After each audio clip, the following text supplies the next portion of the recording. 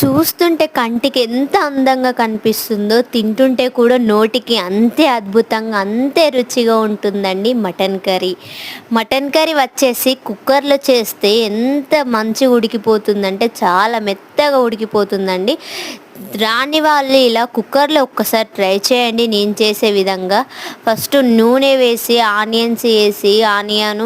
Onions మొత్తం దూరగా వేంపుకొని, అల్లం పేస్టు, పసుపు, పచ్చివాసన పోయేటట్టు వేంపుకున్న తర్వాత మటన్ నీట్గా కడుక్కొని మటన్ వేసుకొని మంచిగా నూనె అంతా పట్టేటట్టు మటన్ మొత్తం మంచిగా కలుపుకోవాలండి. ఎంతో టేస్ట్గా రెడీ అవుతుందండి. సాల్ట్ వేసుకోవాలి. సాల్ట్ వేసుకున్న తర్వాత కొంచెం సేపు 2 నిమిషాలు పెట్టాలండి నూనెలో మటన్ మంచిగా మగ్గేటట్టు.